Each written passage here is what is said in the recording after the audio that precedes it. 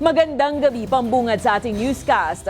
Lalo pang umigting ang tensyon sa Kamara ngayong gabi matapos sorpresang dumating sa hearing si dating Senator Trillanes para makaharap ang dating Pangulong Rodrigo Duterte. Hinahamon ni Trillanes si Duterte na lumagda ng bank secrecy waiver para idantad ang money trail ng umano'y perang kinita ng pamilya Duterte, bunsod ng drug war. Narito ang ating balitang A to Z.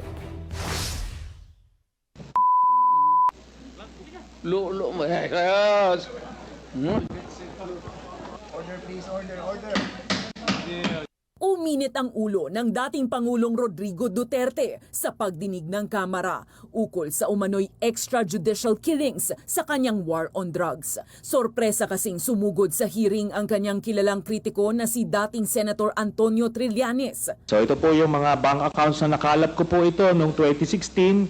Tapos ito po ay na-validate na ng Ombudsman na kaparehas nga nung naisumite ng AMLAC. Ipinakita ni Trillanes ang aabot sa 2.4 billion pesos na money trail ng umano'y mga kaperahang pumasok sa bank accounts ni na Duterte, asawang si Hanilet at mga anak. Alegasyon ni Trillanes, ito ang smoking gun na magpapatunay na galing ang pera sa drug lords na kasabwat ni Duterte. Peke talaga ito. Ginagawa niya yung war on drugs para proteksyonan niya yung sindikato niya. Sagot naman ng dating Pangulo. I'm willing to execute an affidavit or kayo na lang to summon the banks pursuant to my waiver.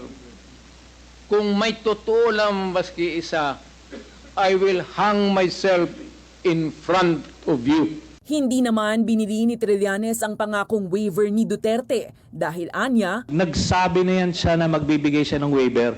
Puro bluff yan, pero hindi. Kaya nga, mas maganda kung madraft na po natin yan ngayon para papirmahan niya yan dito, no? Para wala nang alibay. Will the former president be okay that if we draft the waiver now? Anong kapalit, sir? Hindi, Sampalin ko siya sa publiko. hindi, wala naman. Ngayon na. Wala pong galunan. Mr. Chairman. I'll give you sasampalin ko sa Mr. Chairman.